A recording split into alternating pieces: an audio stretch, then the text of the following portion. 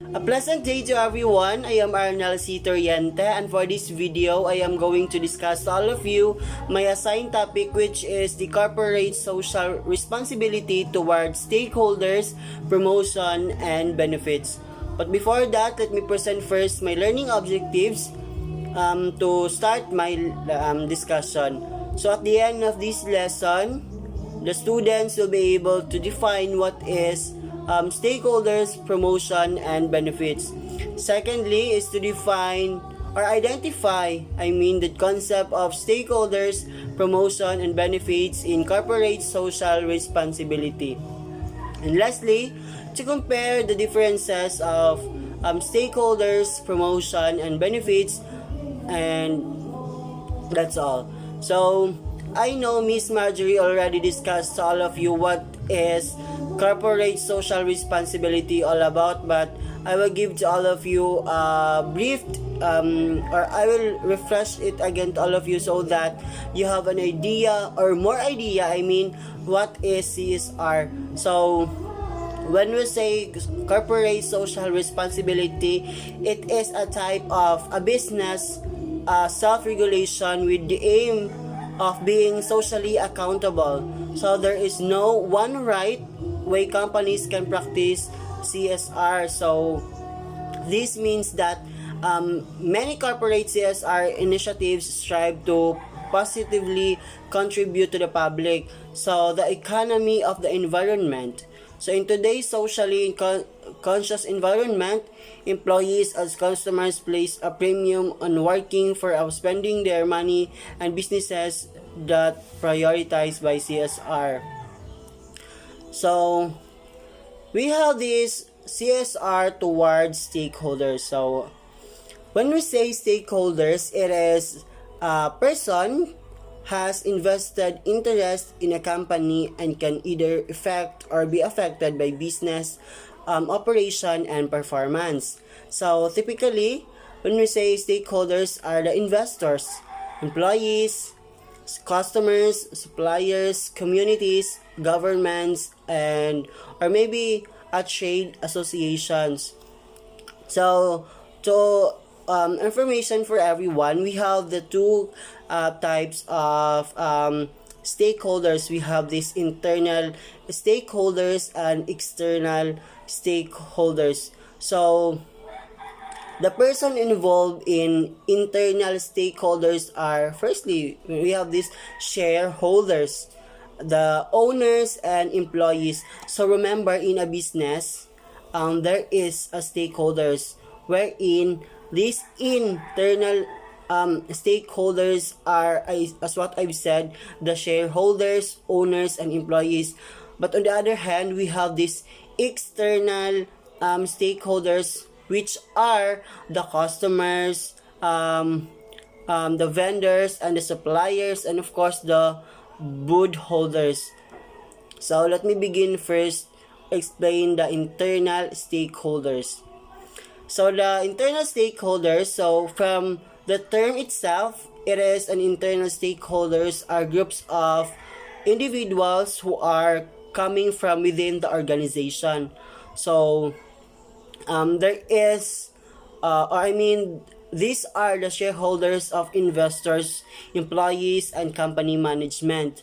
So the shareholders are the investors in the business. They are the members of the company who put in a money or a capital for the business to run. So a firm practices by CSR towards shareholders by conducting business effectively to give back the share of the investor. So disclosing pertinent information to the shareholders and respecting their opinions, their requests, and concerns. So also the company is responsible for protecting and increasing the shareholders' assets. And I think that is very, I already clearly discuss or explain what what is internal shareholders to all of you. Secondly, we have the employees help drive to success in an organization. So as what I've said earlier, that in an business, or yes, in a business there is an internal shareholders, and one of it is these employees. So the employees help to drive success in an organization. So it means that the company must provide them with fair and proper compensation, good working condition, and open and honest communication and equal treatment to every employee. So the management performs of the decision making in the company, and just like the employees, of course. So the firm must be also render high regard to these people, and reciprocally the management is also responsible for protecting the welfare of the company. So let's proceed to the external uh, stakeholders. So these external holders, as what I've said, include the customers, or consumers. I mean consumers or the customers, suppliers, creditors, competitors, and local community. So the companies must cater to the needs of the customers for their satisfaction. Of course, you are running a business because you are giving us a very good product to the customer, so that they are be able to be satisfied to your product. So they should purchase products of good quality to improve their standard of living. And with the suppliers, firms must create a good relationship with them, especially that they can help in reducing the cost of the company expenses. The creditors must be responsible in making payments to suppliers on time based on the agreed terms and conditions. So this is a living to the value of corporate social responsibility towards the people who are involved and are part of the process. So this CSR extends its practice even among competitors in a business. So if competitors are ethical in running the business, so the organizations must know how to respect each other's tangible and intellectual property rights. And also, these competitors must avoid getting commercial information through unethical means. And the local community or the society at large is also involved in the business activities, since they allow the corporations to conduct business and put up establishment in their vicinity. So of course, in return, companies must keep a responsible demeanor towards the people in the community, such as respecting human rights and engaging in community programs, or participating in corporate volunteering activities. So there should be if you are running a business in a society, you should also participate to the community, because they are allowing you to run a business to their society. So that's all. So we have this corporate social responsibility as a tool when it comes to promotions. So firstly, we have this cross promotion. So this means that to understand the advantage of this cross promotion, a product alongside corporate social responsibility efforts, so it considered the consumer's perspective. So cross promotion draws attention to corporate and social activities and at least one product. So instead of putting a game on the back of a cereal box, a cereal maker might print a feature about its rainforest mitigation activities. So that is one of the example of how this cross promotion is being working. So if the company announces It will feature more stories about the rainforest, specifically related to its activities. People might buy more cereal boxes to read them. So, or people might keep buying the cereal brand because they like the company's cause. So we have this, secondly, we have this cause marketing. So a company can sponsor a social cause, plan a promotional event, and invent sponsorships from donors and corporations. So at an event such as a charity, we all know that in a business they are allowed to they give a donor to a charity. So um, they can create a fundraising activity, so a company can promote at least one product by giving it away. So in other events such as a corporate sponsored hockey game for charity, sponsors can set up booth and distribute promotional items to fans. Thirdly, we have this promotional mix. So marketing agencies also suggest how to use CSR in companies' promotional mix. So, or combination of promotional strategies. So, in this matter, if the marketing agency doesn't recommend at least one CSR approach, so a company can create its own promotion.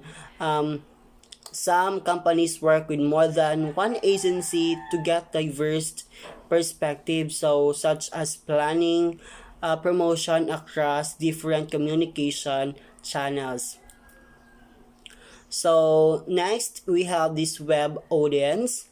So the company website can also promote CSR activities and products. A web marketing agency might advise how to design the promotion strategy. A company can strategically place a product on a web videos concerning CSR activities. So a web video showing a company's rainforest mitigation theme team in action can begin with a short spotlight on a new product.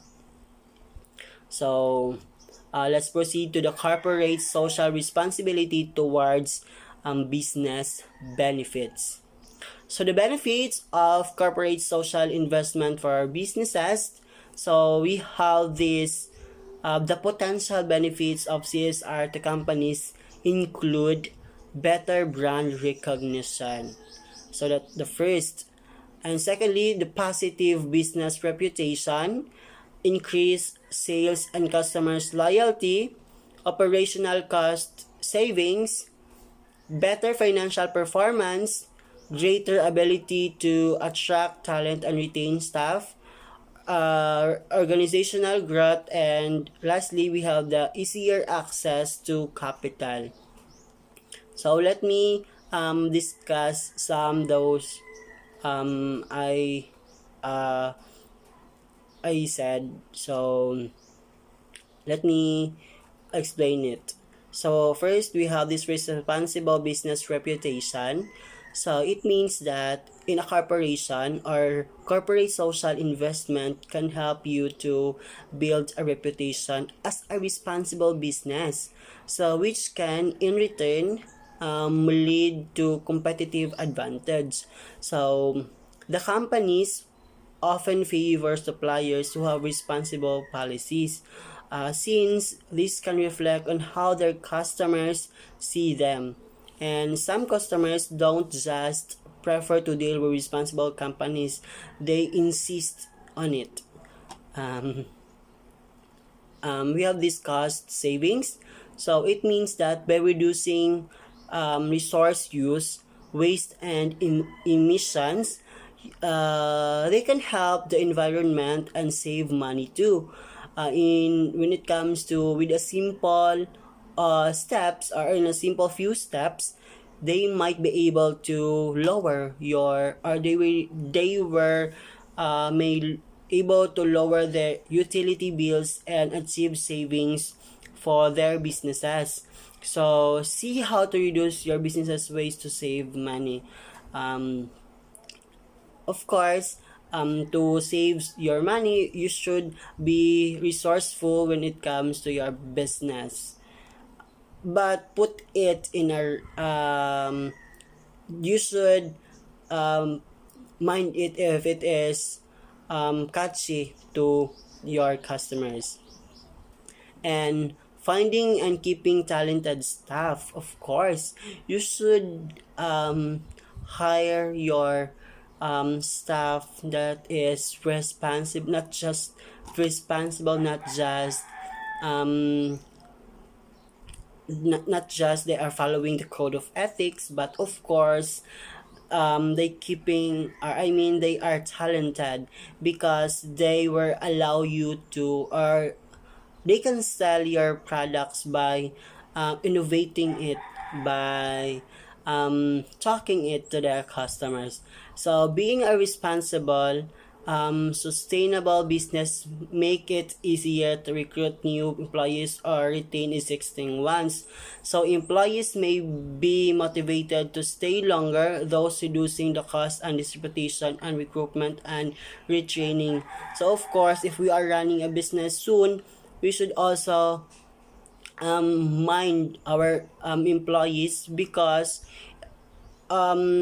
they are anytime they can um, they can if their decision wanted to what do you call this, the I mean what do you um yes, if they would wanted to gusto na nilang umalis sa kumpanya, so because they feel toxic, of course magagawa din nila yan. So kailangan nating uh, protektahan ang ating mga empleyado, magandang mga um, magandang mga savings or the insurances of them kasi binigay nila lahat ng kanilang effort for us. So in addition, we have these other benefits of CSR to the companies by acting in I mean by acting in a sustainable, responsible way. You may also find it easier to, first we have to access finance. So investors are more likely to back a reputable businesses. Second is attract positive media platform or attention, I mean. So when taking part in community activities, of course, if you have, or I mean, if you have doing this charity or fundraising activity, you can use you should take a picture with it on it, I mean, and you can post it to the social media so that it should be catchy to your customers because wow, you are responsible, you are communicating by your society, so that they feel they encourage them. I not just encourage, they make it they wanted to visit your business because they like your what you are doing, not just your product. And third, we have this reduced regulatory burden. So good relationship with local authorities can often make doing business easier. So of course, if you are running a business and you have a good relationship to the society, not just the people, but of course the government, the local government, then you will still run your business because you are doing what is right. I mean, you are completing the business requirements, including the local requirements to run a business. So lastly, identify new business opportunities. So for the development of new products or services, so it means that for me, in a years past, of course, there should be an innovation when it comes to your business. So if your business is in a year of this, then you should innovate it in a year of something, because it should, the perception of your customers will still, they don't like your first you they don't like your what do you call this, your mga lalagyan ng mga produkto, because it's magiging old na siya. So of course you should have an innovation to your business and your products. Sorry. So I think that would be all, guys. I hope you learn a lot to my discussion, and God bless to all of us.